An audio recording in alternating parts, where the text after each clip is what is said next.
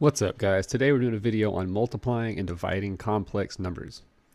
Okay, now when we did addition and subtraction of complex numbers, there wasn't a lot of new stuff to think about. In fact, there really wasn't anything new.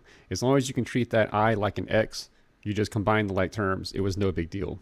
Well, when we're multiplying and dividing complex numbers, most of that is still going to be the same. For the most part, in these problems, you're going to be able to treat the I as if it was an x.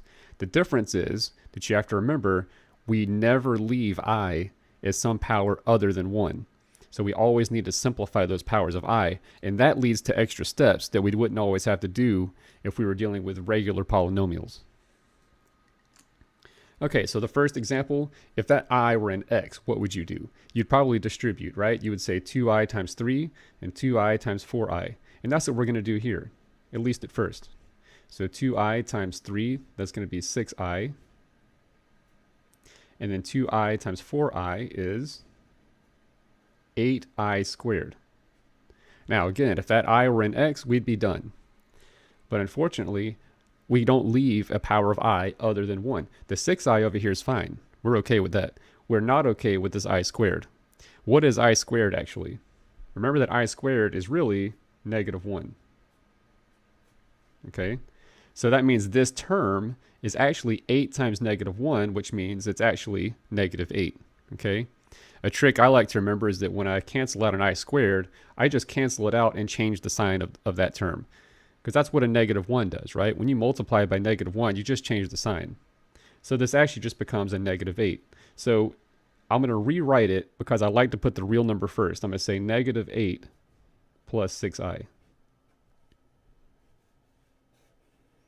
So it was this last little step that made this different versus if we were just multiplying with an x. Okay? The I forces you to have this extra step sometimes. Sometimes you're going to end up getting a power of I that you have to reduce, and sometimes you might even have to combine more terms than you normally would. Okay? So look at number 2 for an example. You've got a binomial and a binomial, both complex numbers. So 2 terms times 2 terms. Now, you've probably seen me in class or maybe one of your teachers in a previous year. When I multiply binomials, at least when I'm doing it for students, I like to use the box, and I encourage you to use the box. I call it the box because really it's a graphic organizer to help you when you're doing what some people call FOIL. Okay, you may have heard of FOIL: first, outer, inner, last. The bottom line is you've got to multiply everything in this binomial times everything in this binomial and then add up what you get. Well, I like to use the box because the box keeps you organized, okay? So I'm going to take these numbers. It doesn't matter which ones go where, really, but I'm going to put these numbers on the top of my box. It's a 2 by 2 box, okay? And these numbers are going to go on the side, okay? And now we're going to multiply everything times everything. It's the same thing that you do if you do a FOIL method or whatever. It really is the same amount of writing and the same amount of work. I just feel like this is a more organized way to talk about what we're doing. So 2 times 4 is 8. 4 times 5i is 20i. 2 and negative 3i makes negative 6i. And negative 3i and 5i makes negative 15i squared. Okay, again, if we were dealing with an x instead of an I, we would combine these terms. And so you'd have like, let's pretend it was an x for a second. We'd say negative 15x squared.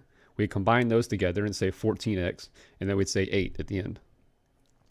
Okay, well, since we have that I squared, we're going to have to do some extra work. And I like to do it before I even leave this box, okay?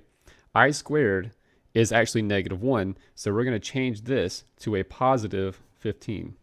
That's actually just going to be a positive 15, okay? The I squared goes away, and you change the sign of the term. So now, instead of just combining these 2 boxes, which we are going to combine, we also need to combine these 2 boxes, okay? Because you've got 2 integers here.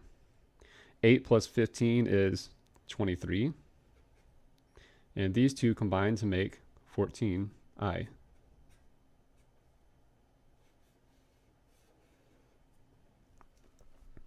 Okay? Now, number 3.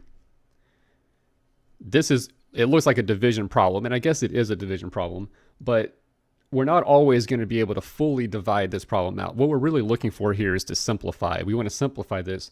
And what's keeping it from being simplified right now is that you have an I in the denominator. You don't want i's in the denominator. You don't want radicals in the denominator. Okay?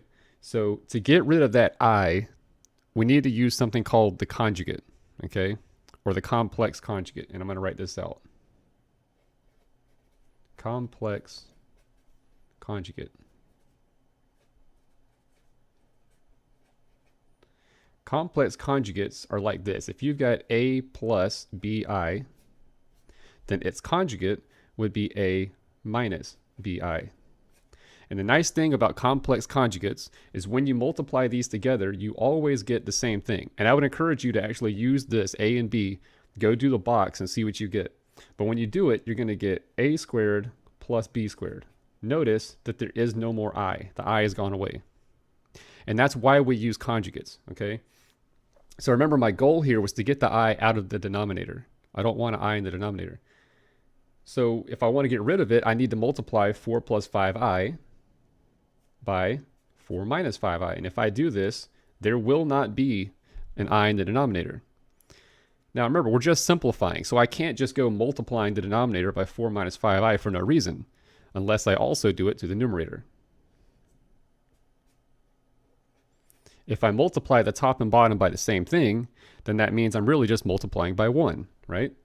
If you've got the same thing on the top and bottom of a fraction, then that means this whole thing right here is really just 1. And I can multiply by 1 without changing a number. And remember, our goal here is not to change this number, but to change the way it looks. We're just trying to make it look different. We're trying to simplify it. Well, what does that mean? In the denominator, because these are conjugates, I actually can use a little bit of a shortcut. Remember, I said that it's going to be A squared plus B squared. So it's going to be 4 squared plus 5 squared. And the signs will always work out that way. If you go off to the side and multiply these in a box, you'll see that you actually get A squared plus B squared every time. So A squared, that's 16. And B squared, the 5 in this case, that's 25. Notice that I don't take the I into account. I'm not squaring 5i. I'm squaring that coefficient only, just like B is the coefficient of this term. Okay? So it's 4 squared plus 5 squared. That's all that goes in the denominator. It's easy, right? Now, unfortunately, in the numerator, I've actually got to multiply these out.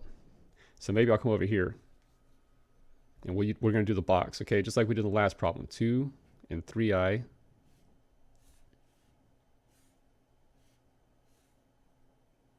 (4) and minus 5i. Okay? This is going to be 8. 12i, negative 10i, negative 15i squared. Negative 15i squared is positive 15. So what I get is 23. And then this way I get 2i.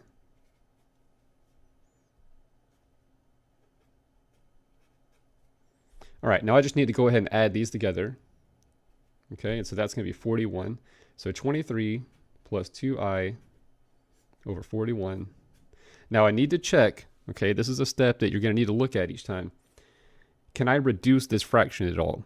Is there something I can divide all three of these terms by? And in this case, there's not. 41 is a prime number, and so is 23. So there's nothing I can do here. So that's going to be my final answer. If there was something, like for example, if these were all even numbers, you would need to divide by 2. Okay, we need to always reduce our fractions. All right, and that is multiplying and dividing complex numbers.